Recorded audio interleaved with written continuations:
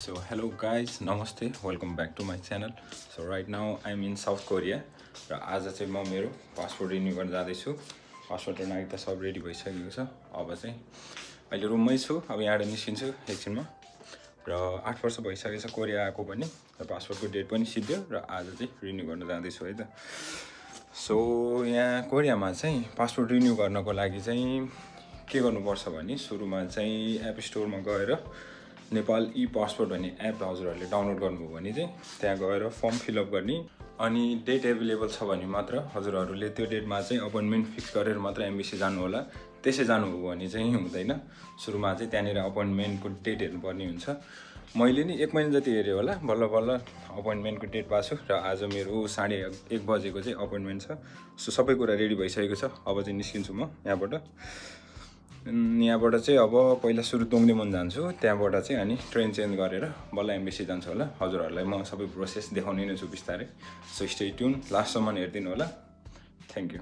So guys यो चाहिँ हामी बस्ने अपार्ट हो र अब यहाँबाट चाहिँ ट्रेन स्टेसन निस्किन्छु। साइकलमा जान्छु, नजिकै छ। सो त्यही भएर साइकलमा जानु लागेको छु।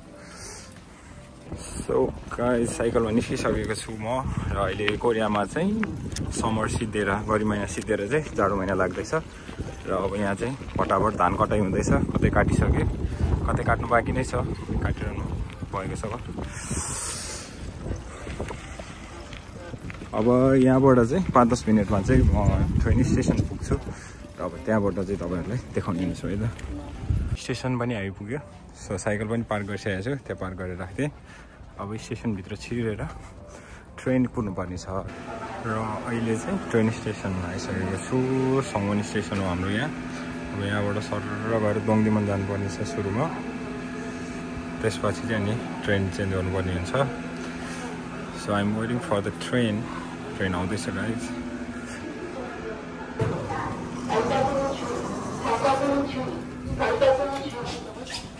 दोङदेमन आइसक्यो गाइज। अब यहाँबाट चाहिँ लेन नम्बर 4 को ट्रेन चढेर हामी जानुपर्छ हानसङ युनिभर्सिटी स्टेसन।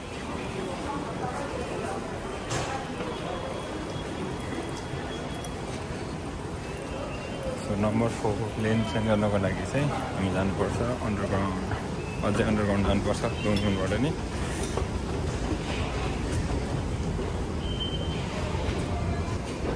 र गाइज 4 नम्बरको लेन सरिसकेपछि चाहिँ दुईवटा एलिभेटर चढेर ओर्लेर तलमान भएपछि चाहिँ यहाँनिर यसरी आइन्छ 4 नम्बर लेन चढ्ने।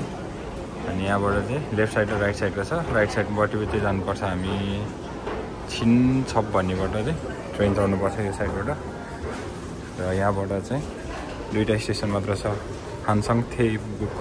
यहाँनिर गएर चाहिँ यहाँबाट चाहिँ सजिलैले जान सकिन्छ नेपाली एम्बेसीसम्म। So I am waiting for the train. म हानसङ युनिभर्सिटी स्टेसन आइपुगिसकेँ। कोरियनमा चाहिँ हानसङ थेबुक यो भनिन्छ। अब यहाँबाट चाहिँ 5 नम्बर गेटबाट निस्केर हिँड्दै जान्छु होला। 1 किलोमिटर छ, टाइम छ मसँग टर्ने 1 घन्टा जति टाइम छ। सो यसो घुम्दै गर्दै जान्छु एम्बेसीसम्म।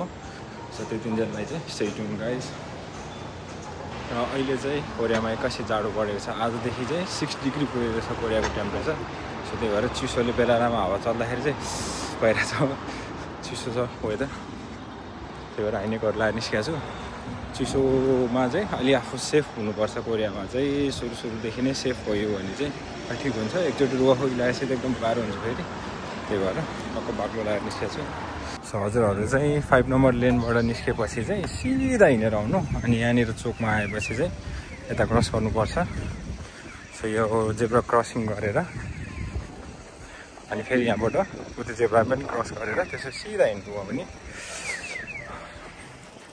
नेपाली एम्बेसीसम्म पुग्न सकिन्छ। अब यो जेब्रा क्रस गरेपछि चाहिँ यहाँबाट चाहिँ भित्र लाग्नुपर्ने रहेछ।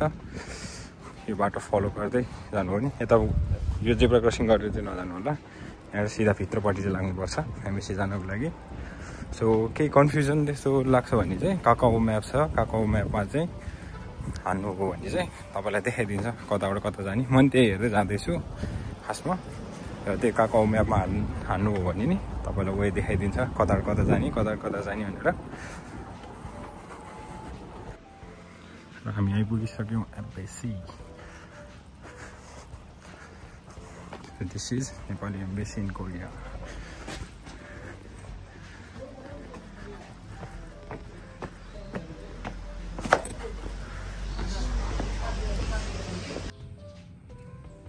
This is our Nepali embassy र यहाँ आएपछि चाहिँ टोकन पनि लिइसकेँ र यो सानो फर्म हुँदो रहेछ यो गरिसकेँ अब सुरु हुन लागेको छ खाना खाने ब्रेक भएको रहेछ 1 बजेदेखि सुरु हुन्छ अब म भित्र गएर वेट गरेर बस्छु होइन भित्रको पनि थोरै खिच्नेछु तर भित्र चाहिँ बोल्न मिल्दैन सबजना साइलेन्ट हुनुहुन्छ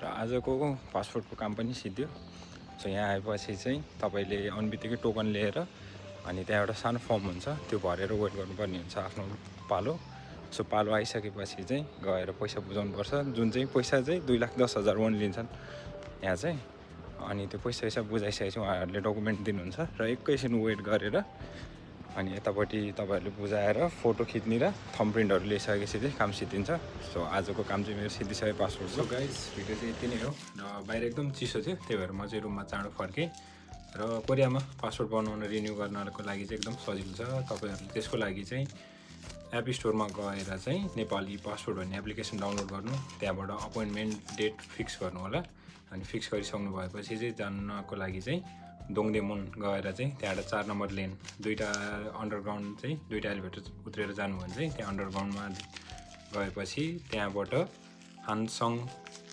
युनिभर्सिटी स्टेसन छ त्यहाँनिर उत्रिनु होला त्यहाँबाट चाहिँ 5 नम्बर गेटबाट निस्केर 15 मिनट हिँड्नुभयो भने पुग्नुहुन्छ तपाईँ है सिधा 5 नम्बर गेटबाट निस्केर सिधा हिँड्नु होला एउटा जेब्रा क्रसिङ छ त्यहाँबाट राइट साइड लागेर भित्र जानुभयो भने ठ्याक्क पुग्नुहुन्छ र त्यहाँ गएर नि त्यस्तो केही गाह्रो छैन त्यही पासपोर्टको लागि चाहिँ 2,10,000 हुनु पर्यो नागरिकताको फोटोकपी अनि नागरिकता हुनु पर्यो अनि एलएन कार्ड पनि बोकेर जानुपर्छ त्यति भएपछि हुन्छ अनि त्यो पैसा बुझाएपछि यतापट्टि फोटो र थम्ब प्रिन्ट दिनुहुन्छ त्यति गरेपछि काम सिद्धिन्छ त्यति नै हो गाइस सो यो भिडियो यहाँसम्म हेरिदिनु भएको भने चाहिँ लाइक कमेन्ट सब्सक्राइब गर्नु चाहिँ नबिर्सिदिनु होला धन्यवाद अरू पनि भिडियोहरू आउने नै छ बिस्तारै बनाउने छु फ्री टाइममा चाहिँ सो त्यही नै हो थ्याङ्क्स फर वाचिङ